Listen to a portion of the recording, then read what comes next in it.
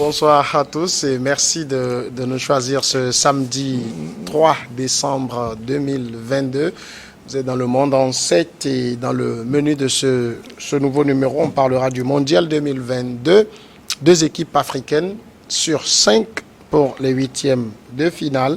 On ira ensuite du côté du Burkina Faso. Le Premier ministre demande à la France des armes et des munitions. Au niveau du Mali, le médiateur de la crise malienne, Goodluck Jonathan, est à Bamako avant un sommet de la CEDEAO qui se réunit demain dimanche.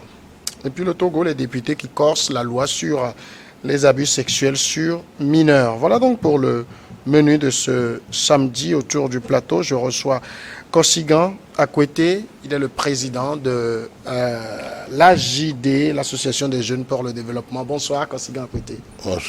Bonsoir Sam, il y a un moment, on ne s'est plus vu, mais je vous vois très pétillant de forme. Je salue tous les téléspectateurs de Niwa TV, bonjour à toutes les équipes africaines, surtout celles qui sont retenues dans les 8e de finale.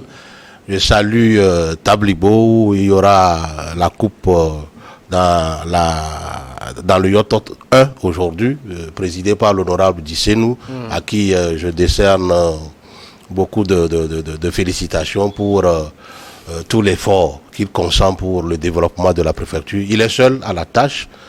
Tous les cadres de Yoto ont déserté. Il est là pour la jeunesse et pour tout le monde. Félicitations à lui. Je voudrais aussi faire un coucou à Tata Eya, depuis à Godeke, Maman Yasmine, je voudrais lui faire un coucou. Et bonjour à nos forces de défense et de sécurité qui abattent un travail titan pour notre sécurité et la sûreté de notre territoire. Je suis un peu interpellé quand vous avez parlé de cadre de Yoto. Est-ce que c'est parce qu'il n'y a plus de cadre aujourd'hui?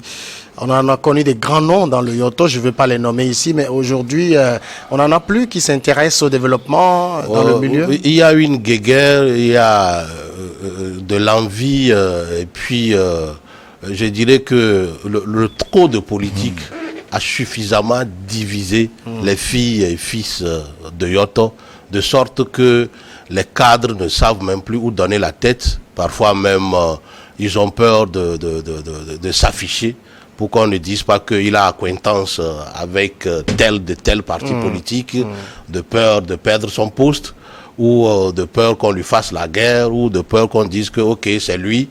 Ça fait que aujourd'hui, quand vous rentrez dans Yoto, c'est comme un dépotoir un peu partout. Malgré les efforts consentis par les différents maires, Yoto ne retrouve pas toujours sa peau neuve. Il n'y a plus de cohésion sociale. Il n'y en a plus. L'aréole a disparu. Quand aujourd'hui on fête Rogbeza, je dirais même que si la fête de Yoto, Rogbeza, on continue par la célébrer, c'est grâce à l'honorable Dissenou qui alors consent tous les efforts possibles pour réunir le minimum des cadres, des fils et filles de Yoto pour au moins ça veut dire que les fils et filles de Yoto sont eux-mêmes victimes de la division entre les cadres. Oui, vous savez, nul n'ignore que en 1990, les grandes pontes de la démocratie viennent de Yoto. Il s'agit de Maître Agboibo, de Francis Ekon avec PAD dans le temps, de Léopold Ninevi et de Afacha Lucas. Mais malheureusement, ils ont inculqué une mauvaise pratique de la démocratie. C'est-à-dire que quand j'appartiens au cadre, je ne dois plus parler avec quelqu'un du RPT, même si nous sommes des frères utérin, on ne doit plus se parler. Alors cette division a fait qu'aujourd'hui, même après leur disparition, ça continue. Et donc les filles et fils de Yoto n'ont pas confiance en eux-mêmes, et puis ça fait que la préfecture est laissée pour compte. Voilà. D'accord. Vivement la cohésion dans le Yoto. Deuxième invité, Germain Sossou, président des Forces socialistes de l'avenir. Bonsoir Germain. Bonsoir Samuel, bonsoir à toutes, bonsoir à tous. J'ai écouté religieusement mon concitoyen quand il parlait de la préfecture de Yoto. Je voudrais tout simplement dire que c'est désolant, mais après plus d'une trentaine d'années de démocratie, normalement le temps des bilans était arrivé. Il était important que dans chaque contrée, mais de tout le Togo, y compris l'action gouvernementale 30 ans après, on aurait dû faire le bilan pour vraiment voir, corriger ce qu'il faut corriger et avancer. Mais toutefois, la vie elle est ainsi faite. Donc, il y a le passé, le présent et l'avenir. Donc, je crois que le passé est là pour servir le présent et il faut s'en tenir pour avancer. Je crois que l'heure n'est pas de culpabiliser les uns parce que quand vous sortez d'une période de dictature, du monopartisme, quand vous rentrez dans une nouvelle ère qui est le multipartisme, et il va sans dire que des écueils, des erreurs puissent exister parce que on n'était pas préparé, quoi qu'on en dise. La démocratie, c'était à l'époque, il fallait tout faire pour que d'autres pas, certains partent pour que d'autres viennent. La formation n'a pas suivi. Et nous avons, après plus de 30 ans, je m'excuse de le dire, une inculture politique criade. Ça ne veut pas dire qu'au Togo, il n'y a pas de diplômés, parce que là aussi, c'est une erreur que les gens commettent, parce que le diplôme académique est un atout. La politique, c'est un art. Et l'art, il fallait qu'on l'ait. Je dirais même que la politique, même, c'est une culture. Il nous faut du temps pour avoir cette culture. Ça fait qu'après 30 ans, on est resté sur place, on est. Mais il faut avancer. Voilà. Il faut avancer. Et nous avançons avec notre premier sujet, le Mondial 2022. Les enseignements donc, de la phase de groupe pour les équipes africaines. 5 étaient en lice. Il y avait le Ghana, le Sénégal, la Tunisie, le Maroc et le Cameroun. Eh bien, la phase de groupe étant terminée, on a 2 qualifiés sur les 5, le Sénégal et le Maroc. La Tunisie qui s'est bien débrouillée face à la France, qu'elle a battu 1-0, ne s'est pas qualifiée. Le Cameroun également qui s'est débarrassé hier du grand Brésil, de l'ogre brésilien, ne s'est pas non plus qualifié. Et puis, on a surtout, de l'autre côté, le Ghana, très décevant, équipe du Ghana. Kosigan, à côté, quel bilan on peut tirer? Parce que d'abord, d'un côté, il y a une très bonne nouvelle, c'est la première fois qu'on retrouve 2 équipes africaines en 8e de finale. Oui, ça, c'est une première en Afrique. Mais je voudrais faire remarquer une chose. Les rencontres entre les équipes africaines et d'autres continents, pour cette fois-ci, a été discuté d'égal à égal. Il n'y a plus d'influence sur les équipes africaines. Malheureusement que, bon, ok, vous avez l'expérience à jouer un tour. Et puis, pour une fois, nous n'avons pas constaté de manque dans l'organisation, telles que les histoires de primes, les histoires de mal-organisation. Je crois que nos équipes africaines se sont bien comportées. On n'a pas eu écho, sauf cette histoire de Onana, dont le départ a voulu peut-être sur les médias faire un peu de chou gras, mais je crois que ça n'a pas eu d'impression. Ça n'a même pas influencé le moral du reste de l'équipe, puisque si vous voyez son remplaçant hier, je crois quelque chose passif, son nom m'échappe un peu, il a fait une très belle prestation. Ouais. Donc je dis, les équipes africaines se sont bien comportées. Aujourd'hui, nous avons 2 qui sont en 8e de finale.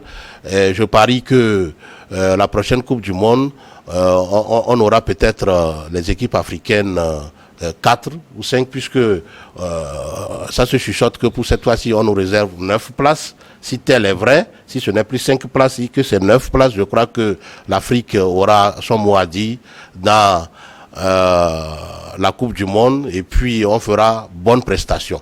Je voudrais que les équipes qui n'ont pas pu participer à cette messe de football puissent tirer leçon du manquement des équipes qui ont participé à cette messe de football aujourd'hui, pour que à leur tour ils fassent preuve de bons guerriers pour représenter dignement l'Afrique. Voilà. Et donc, puis je voudrais tirer chapeau aux sélectionneurs africains qui n'ont pas démérité. Quand je vois un peu le travail abattu par Aliou Cissé, quand je vois le travail abattu par Song, et puis le song du Cameroun, je crois. Il y a le Ghanéen qui a été très décevant aussi. Bon, vous savez, l'équipe ghanéenne n'a pas été conséquente, surtout hier. Les gens, même moi-même, je voyais déjà cette équipe en 8e de finale avoir sa prestation avec la Corée. Mais hier, dès que Ayew a perdu le penalty tiré comme un crabe, c'est fini là. Et je crois que les dieux du football nous ont quittés parce qu'ils sont fâchés. Et là, voilà, l'hécatombe est venu. Malheureusement que l'Uruguay aussi, malgré tous ses efforts pour c'est nous le penalty gagner, qu'on est en train de revoir. Moi, je comprends pas comment on peut être à ce niveau de la compétition et tirer un penalty aussi mollement. Voilà, c'est pourquoi j'ai dit Ayew n'a pas tiré leçon ou n'a pas pesé l'enjeu du match d'hier. Oui, mais malgré que c'est un professionnel de haut rang, il n'a pas en tête l'enjeu que représentait le match d'hier. C'était une occasion d'or. S'il marquait ce but hier, je parie que le Ghana serait en 8e de finale. Ça a démobilisé la troupe et puis ils ont perdu tous les repères et puis ça allait dans tous les sens jusqu'à ce que la partie ne finisse. Et puis il fallait remercier leur gardien. Il a fait une prestation de haute classe, sinon le score devait être plus grand que ça. Germain Sossou, le Sénégal, le Maroc passe. Cameroun, Tunisie, Ghana rentrent. On est déçus? Oui, pour l'espoir que ça aurait dû susciter, on est déçus. On aurait aimé, en tant qu'Africains, que toutes ces équipes-là passent le cap du premier tour. Bon, il nous reste 2 équipes. Et ce qu'il faut dire, vous savez, tout à l'heure, quand nous avons pris la parole, on disait, bon, en politique, il faut faire le bilan après 30 ans. Je crois que dans le domaine de la culture et du football particulièrement, mon ami parlait des enjeux. Je crois que l'enjeu doit être maintenant africain. Il ne faut pas que nous nous détrompions, parce que ce que le président de la fédération camerounaise de football a fait la dernière fois en parlant aux Sénégalais, m'avait réjoui parce que c'est un début. Vous savez, depuis que la Coupe du Monde existe, il y a beaucoup de pays, beaucoup d'équipes africaines qui ont fait des prestations, à commencer par le Cameroun lui-même, qui 90 qui nous a permis même de aller en quart de finale. Voilà, et puis d'augmenter donc les équipes avant c'était 2 équipes, voilà, avant c'était 2 équipes qui participaient. Le Sénégal et voilà. puis après Donc, le Ghana aussi. Voilà, bien avant donc la prestation du Cameroun en 90, le Cameroun avait déjà participé en 82 ou tout ça là. Mais c'est en 90 véritablement que par sa prestation, on a compris qu'en Afrique il y avait des choses. Mais nous-mêmes, en tant qu'Africains, nous devons prendre conscience de cette responsabilité. Il ne faut plus voir, parce que pendant toutes ces années-là, nous allions en compétition en tant qu'Africains, mais nous allions dans la... On ne va pas de façon soudée. C'est-à-dire que vous n'avez jamais vu, par exemple, les équipes africaines qualifiées.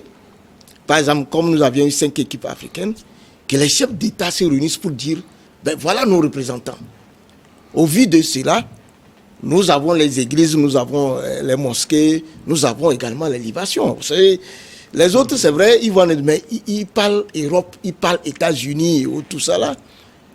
Et c'est quand parfois on élimine certaines de nos équipes, il ne reste qu'une ou 2, que vous voyez les Africains se mettre en bloc. Même là aussi, pour se dire la vérité aussi, vous allez voir que nous avons maintenant le Maroc et le Sénégal, mais si vous voulez sonder, vous allez voir qu'il y en a beaucoup des Africains qui vont vraiment s'aligner derrière le Sénégal. C'est possible en se disant, bon, mais nous avons un problème auquel il faut qu'on transcende. Pour dire, bon, maintenant quand nous avons nos représentants à la Coupe du Monde, il faut parler Afrique. À partir de cet instant-là, même dans tous les pays qui ne sont pas qualifiés, doivent se préparer en se disant, nous avons nos représentants. Il faut qu'un jour, le continent africain, à travers un pays, puisse remporter la Coupe du Monde. Vous savez, il n'y a aucun pays africain qui a remporté la Coupe du Monde. Nous devons comprendre l'enjeu. Et donc, je crois que c'est un peu ça, le monsieur Eto'o, il a commencé. Il faut que les Africains comprennent. Mais pour arriver à ça, pourquoi nous, les équipes africaines, nous nous illustrons et nous n'arrivons jamais à un niveau qui puisse nous permettre de prendre la Coupe du Monde. Normalement, aujourd'hui, le Cameroun ne devait pas être à ce niveau-là. Vous voyez? Donc le Cameroun, quand même, quand on en dise, devrait être toujours dans les qualifiés et chercher, le Cameroun, lui, doit chercher plutôt à arriver en demi-finale. C'est ça les défis. Donc, à chaque fois, nous envoyons les représentants et aujourd'hui, heureux qui sont nombreux à avoir fait les quarts de finale, c'est ça? Nous n'avons jamais fait les huitièmes de finale. Donc, le défi de ces deux-là, c'est qu'on puisse arriver au moins pour une première fois à la demi-finale. Donc, en ce sens il faut que les Africains se mobilisent spirituellement, mais également, si possible, même matériellement. Faire en sorte que les deux représentants que nous avons aujourd'hui là puissent faire percer et que, à défaut des deux, au moins, qu'un représentant arrive pour la première fois en finale de la Coupe du Monde. Alors, voilà. Si on prend ces deux représentants, quand on regarde la prestation du Maroc qui a terminé en tête de son groupe avec 7 points, on regarde également la prestation du Sénégal qui a eu 6 points quand même parce que le Sénégal a perdu son premier match. On est en huitième de finale, donc on s'imagine que le niveau va être encore relevé d'un cran. Est-ce que vous voyez l'un de ces deux pays passer la barre ? Oui, les deux équipes valent parce que quand nous voyons un peu ceux qui composent ces équipes, la plupart sont des professionnels qui évoluent dans les mêmes championnats en Europe et ailleurs avec ceux des autres pays avec lesquels ils vont jouer. Donc, c'est des gens qui vont se respecter entre eux, mais personne n'aura peur de l'autre parce qu'ils évoluent ensemble ou ils se sont déjà rencontrés dans les championnats et donc ils connaissent de quoi en est capable tout un chacun parmi eux. Et donc je crois que les deux équipes valent, seulement que il va falloir garder le même état d'esprit de combat et puis cette hargne d'aller gagner. Il faudrait qu'ils aient ça. Et puis, je crois, le reste du travail viendra des entraîneurs, des sélectionneurs. Ça part aussi des discours qu'ils tiennent. La fois dernière, quand j'ai suivi Hervé Renard, en première partie, il a constaté que son équipe, ses joueurs suivaient Messi comme dans un spectacle. Mais son discours du mi-temps a fait que les joueurs ont compris que Messi est un joueur comme eux. Et donc, qui peuvent faire le job. Et vous allez constater qu'ils ont battu l'Argentine facilement. Donc, le reste du travail, alors, doit venir des sélectionneurs qui doivent mettre en confiance leurs joueurs, taper sur leur conscience pour qu'ils aillent chercher la victoire. Parce que vous savez, c'est vrai, ça va monter d'un cran, mais ils sont capables. Quand vous voyez un peu, je crois, le Sénégal, quand ils avaient joué, je crois, le quart de finale avec la Corée, oui, la Corée ou une équipe dans le temps, ils ont failli gagner. C'était un match âprement disputé et je pense que le Sénégal peut faire le poids devant l'Angleterre, puisque beaucoup de Sénégalais jouent dans les championnats d'Angleterre. Donc ils peuvent gagner. Ça vient d'abord du mental. Voilà, le mental d'acier, le mental de warrior. Dès qu'ils vont l'avoir, ils peuvent battre, puisque nous avons la chance de manger de la pâte en Afrique. Les Blancs ne mangent pas ça, donc ils sont plus fébriles. C'est vrai qu'ils sont plus techniques, mais parfois, il faut aussi taper un peu leurs pieds pour qu'on puisse gagner. Voilà. Oui, je voulais ajouter en disant que... oui, pendant que nous y sommes, je voudrais, avec votre permission, dans la mesure du possible, mobiliser la conscience de tous les Africains, particulièrement pour le match Sénégal-Angleterre. Parce que, je ne sais pas, je n'ai pas vite fait les calculs, de 90 à 2022, ça va faire, je ne sais pas, 90, 2022, ça fait 32 ans. 32 ans, jour pour jour.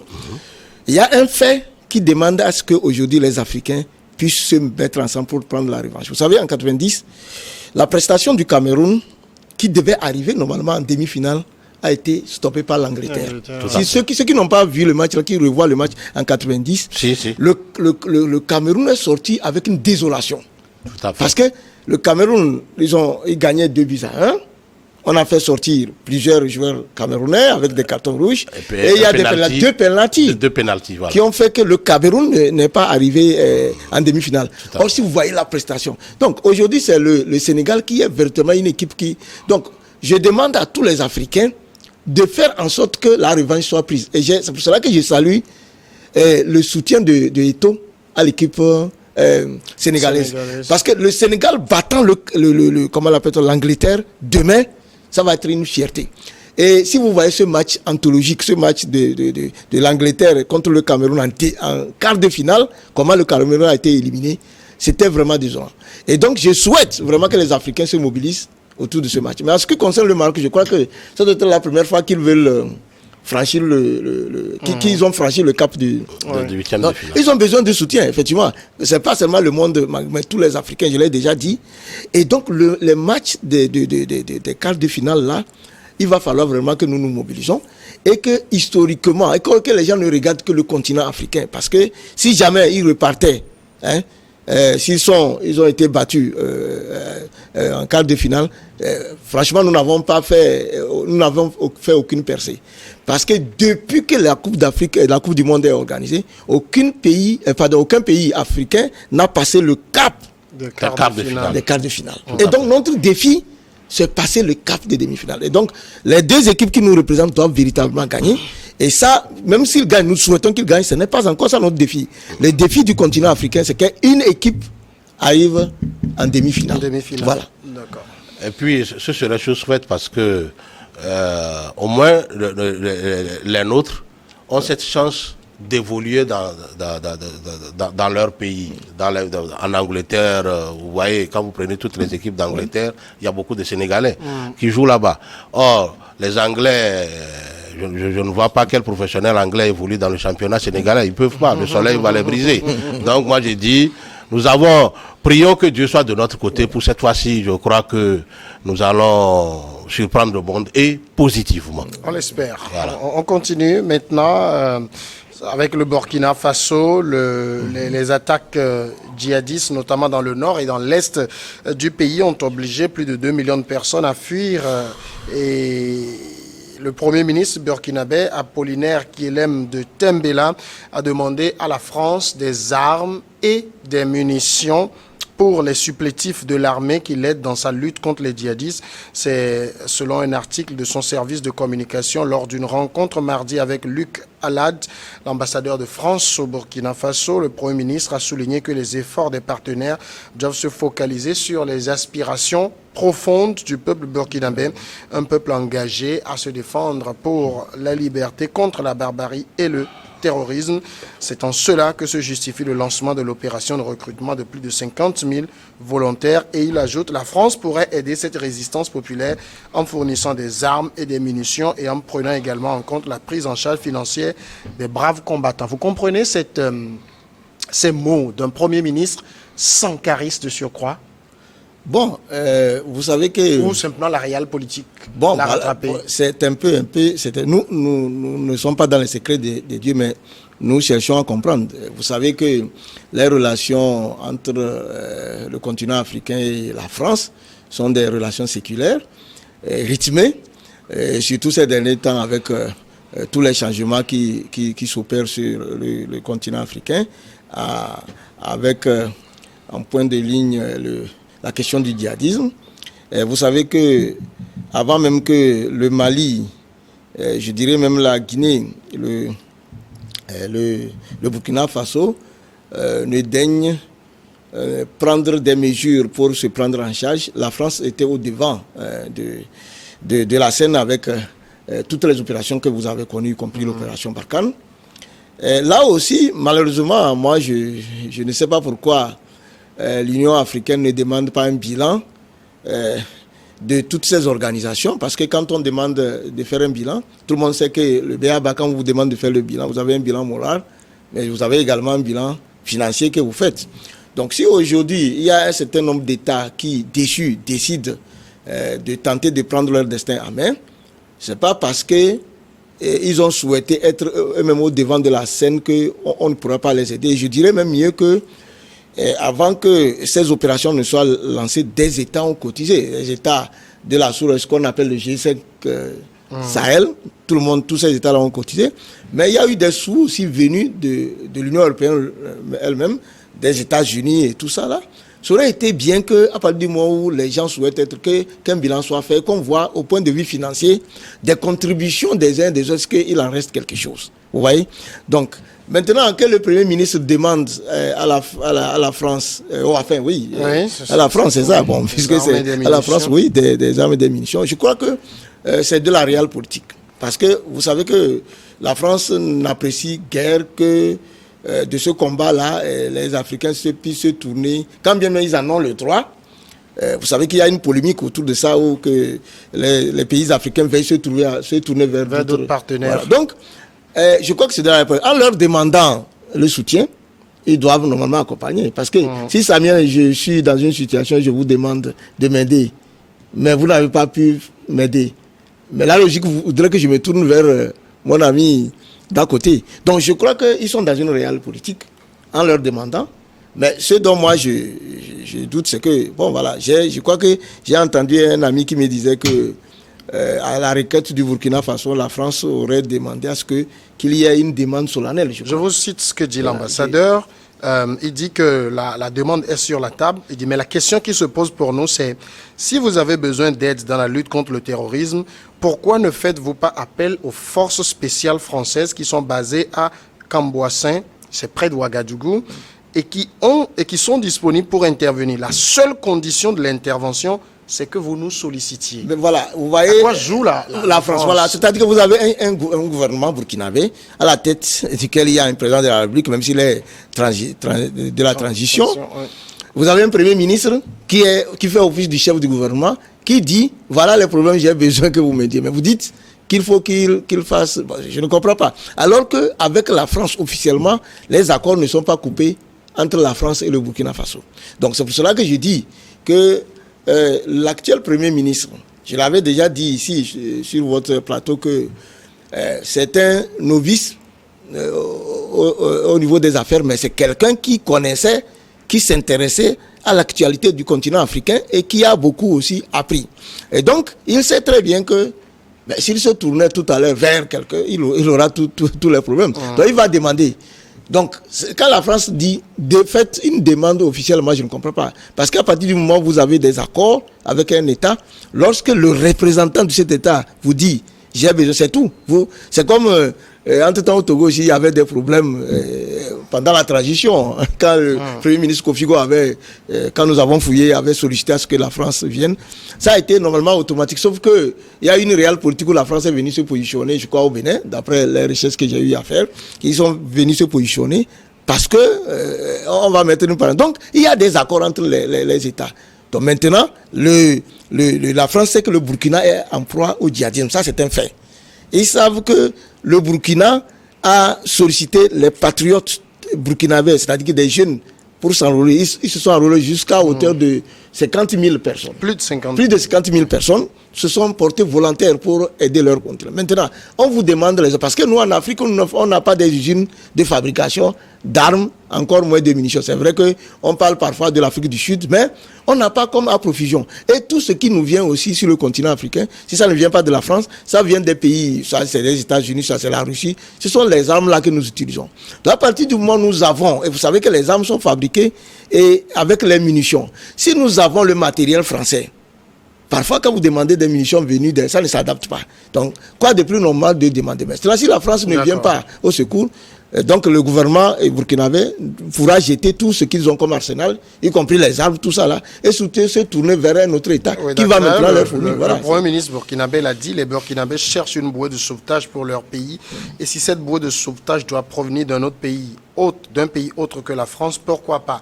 Mais la même question qu'Ossigan a côté. On connaît le profil de KLM de Tambela, le Premier ministre burkinabé, sankariste dans l'âme. Le sankarisme, on sait aussi ce que c'est, mais aujourd'hui, demander à la France des armes, des munitions et pire encore, demander à ce que le financement des VDP soit pris en charge par la France, est-ce que le Premier ministre Apollinaire de Tambela ne se dédie pas? Non, il ne se dédie pas, parce que vous savez, c'est seul celui qui a besoin, qui est dans le besoin, qui sait ce dont il veut, c'est ce dont il a besoin. C'est celui qui, seul celui qui peut exprimer, c'est-à-dire c'est celui qui est dans le besoin, qui peut exprimer ce qui lui manque, ce qu'il veut. Aujourd'hui, c'est de la réelle politique. Du moment où le monsieur sait que aujourd'hui le Burkina Faso est en manque d'armes et de munitions. Ok, la France est un partenaire, même bien que séculaire, mais c'est un partenaire. Ok, il lui pose alors le problème burkinabé. C'est ce que nous voulons. C'est ce que tout le monde, même les panafricanistes, c'est ce qu'ils disent aujourd'hui. Que c'est à eux d'estimer le besoin.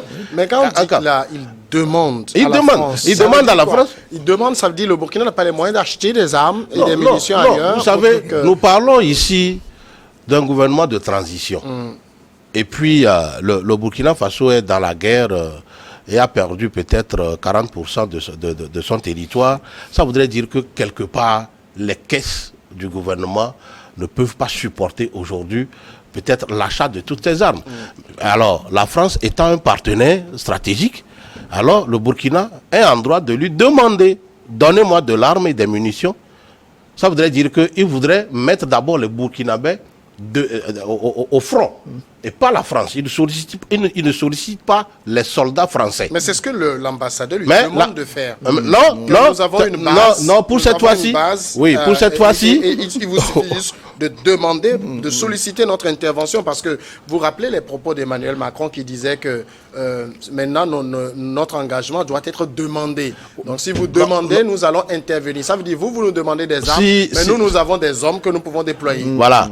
Retournons-nous un peu en arrière. Il y a des conteneurs d'armes avec des véhicules blindés qui ont quitté la Côte d'Ivoire pour le Mali.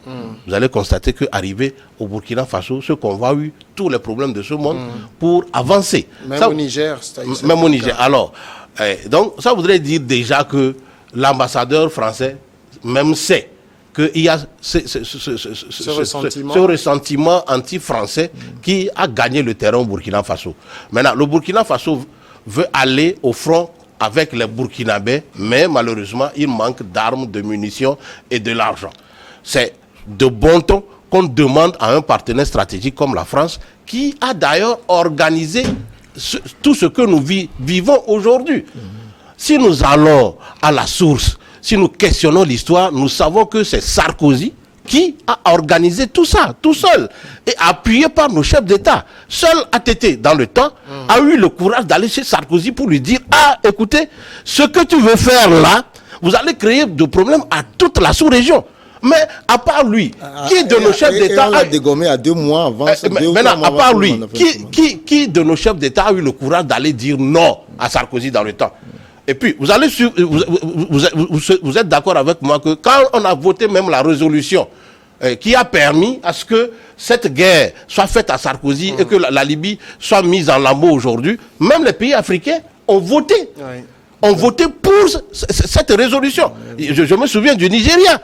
Quand l'autre, comment on l'appelle, Jacob Zuma, a demandé aux chefs d'État africains que tous aillent rester sur le tarmac de l'aéroport en Libye pour empêcher Sarkozy de faire tout ce qu'il a fait en Libye, aucun n'y est parti. Ouais. Donc, ça voudrait dire que nous-mêmes, les Africains, nous avons notre part de responsabilité. C'est cette guerre de Libye qui a causé tout ce que nous vivons aujourd'hui. Donc, quand le Burkina Faso sait qu'il n'a pas les moyens, mais à un pays comme la France, qui a déjà pillé nos ressources de par le passé, qui a passé par la colonisation, qui a passé par l'esclavagisme, qui a passé par tous les faux coups pour s'enrichir énormément et devenir une puissance. S'il demande à ce qu'ils payent les volontaires qui veulent aller au front contre les terroristes que la France même entretient, alors, le problème est où?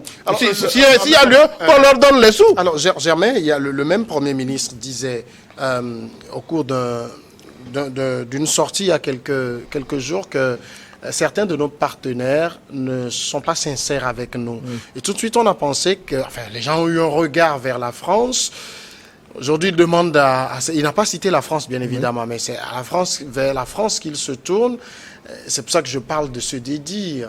quand on connaît son profil aussi. Justement. Quand on dit certains partenaires ne sont pas sincères avec nous, alors qu'on sait que le Burkina de tout temps a travaillé avec la France, je ne sais pas de quel autre partenaire il s'agissait. Oui, je vous parlais du Premier ministre lui-même. Je vous ai dit, une fois quand... Vous savez, le Premier ministre, vous allez penser qu'il se dit... Non, il connaît l'historique, il sait avec les relations avec la France. Il met la France devant ses responsabilités. Voilà. C'est-à-dire quand vous dites, ce n'est pas forcément que le Burkina ne peut pas trouver les moyens. Je vous ai dit qu'aujourd'hui, qu'est-ce qu'on appelle les moyens? Vous savez, quand vous dirigez un État, vous pouvez même, si vous voulez trouver des solutions, c'est comme par exemple chez nous ici, vous savez que des ports ont été concédés. Le port autonome de Lomé a été concédé par les gens qui dirigent pour un temps. Donc, si vous avez des ressources, si vous voulez atteindre un objectif, politiquement, vous pouvez concéder. Donc, quand on dit, c'est pas que le Burkina ne peut pas trouver les moyens. Ils avancent. Ils veulent avancer. Le Premier ministre, il veut avancer. Il dit, je vais faire avancer. Et on dit, lui, il ne veut pas des gens. Il veut seulement les munitions et les moyens. C'est ce qu'il dit. Donc, il sait que s'il va chercher immédiatement les moyens ailleurs, son siège, lui et son président transitoire, là, leur transition, là, peut-être même qu'ils ne vont même pas terminer ça. Donc, il montrera à la face du monde. Il fait ce qu'on appelle la réelle politique. C'est pour cela que je vous dis que l'Afrique aura, avec le temps, des nouveaux hommes dont la démarche ne sera pas la même chose. Ce n'est pas qu'il est, vous m'excusez, il n'est pas un con ce qu'il fait. Donc, il demande à la France publiquement. Oui, mais est-ce que est-ce que l'objectif de cette réelle politique, c'est juste de mettre la France devant ses responsabilités pour que demain, lorsque nous nous tournerons vers d'autres... Exactement, vous comprenez. Donc, c'est ça, je n'aurais pas dit, mais je vous explique que quand il a demandé, il ne se dédie pas. Il sait que, et il se peut que la France n'accepte pas. Mais la France, aujourd'hui, la France me dit, bon, vous demandez des armes et des munitions, moi je vous propose mes hommes. Oui, ce n'est pas ça que j'ai demandé. Je vous demande ceci, vous dites, je n'ai pas besoin des hommes, moi j'ai des hommes. J'ai dit, si vous êtes sincère, vous voulez m'aider dans la lutte là, moi j'ai des hommes. Donnez-moi seulement le gari, ils vont boire sur le... C'est ce que vous dites, non, vous avez... Donc vos hommes vont venir sous le commandement de qui? Vous ou moi, ou c'est vous qui commandez vos hommes. Bon, donc, c'est moi qui ai les problèmes, c'est moi, je vais envoyer mes hommes, je vous demande d'aide. Mais je vous dis que c'est de la réelle politique. Parce que si la France n'accepte pas leur demande, puisqu'ils ont demandé, si la France n'accepte pas, ils sont obligés de chercher ailleurs. La France ne peut plus aujourd'hui se targuer de dire non. Maintenant, les gens vous demandent, vous les imposez ce qu'ils ne souhaitent pas. Accompagnez-les si c'est tel que vous êtes sincère.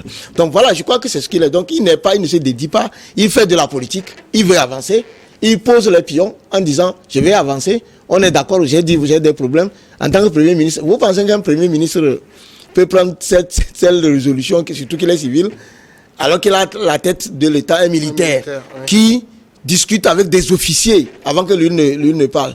Non, ils savent ce qu'ils font. Donc ils demandent, ils savent que la France, s'ils ne demandent pas, la France va se saisir de ça. Donc ils leur demandent. S'ils disent non, ils vont se tourner ailleurs. À partir de cet instant, normalement la France doit pouvoir rester calme et leur permettre d'avancer. Mais on attend de voir. Quand ils disent que, vous avez dit tout à l'heure que on dit il faut seulement qu'ils fassent leur demande. Oui. C'est ça, non?